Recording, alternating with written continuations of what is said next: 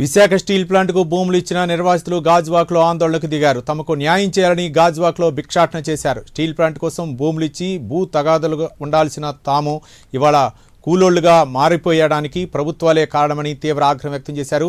తమ భూములు తమకు తిరిగి ఇచ్చేయాలని బాధిత గ్రామాల ప్రజలు డిమాండ్ చేశారు.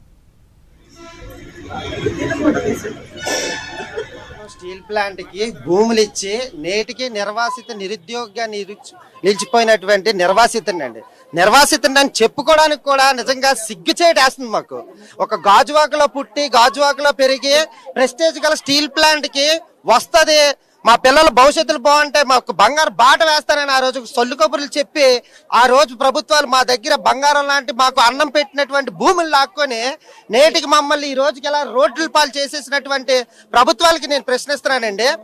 నిర్వాసితులుగా మేము ఇంత కుమిలిపోతుంటే, గాజువాకలో ఇంత అన్యాయం జరుగుతుంటే కేంద్ర రాష్ట్ర ప్రభుత్వాలు పడుకున్నాయా అని నేను అడుగుతున్నాను. ఇక్కడ చంటి పిల్లలతో రోడ్లు ఎక్కారు. ఎందుకో తెలుసండి, వాళ్ళ తల్లిదండ్రులు అందరూ కూడా పాచి పనులు చేసుకుని బతకాల్సిన పరిస్థితి. కన్న తల్లి లాంటి స్టీల్ ప్లాంట్, మాకు అన్నం పెట్టే స్టీల్ ప్లాంట్ ని ఈ రోజు మేము వదులుకొని ఈ రోజు రోడ్డుని ఎక్కి పరిస్థితి ఏర్పడింది.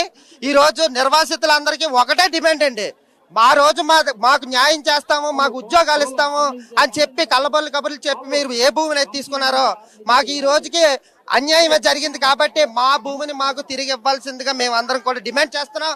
నిర్వాసిత కుటుంబాలన్నీ కూడా వాళ్ళు వచ్చి భిక్షాటన చేసుకునే కార్యక్రమానికి కూడా ఇక్కడ ఉన్నటువంటి కూటమి ప్రభుత్వంలో ఉన్నటువంటి గౌరవ ఎమ్మెల్యే గారు కానీ గౌరవ ఎంపీ గారు కానీ పోలీసుల నుంచి ఎటువంటి పర్మిషన్ లేకుండా చేయడం చాలా సిగ్గుచేటు.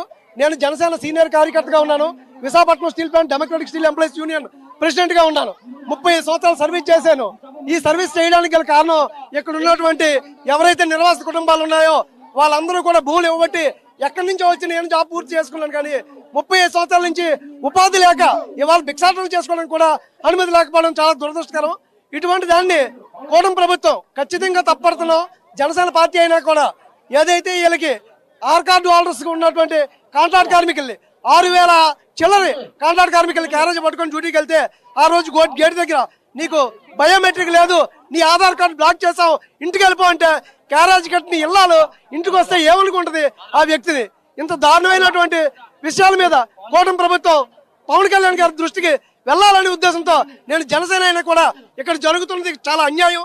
ఇక్కడ జరుగుతున్నటువంటి పల్లా శ్రీని గారు కానీ భరత్ గారు కానీ ఇచ్చిన మాట తప్పారు.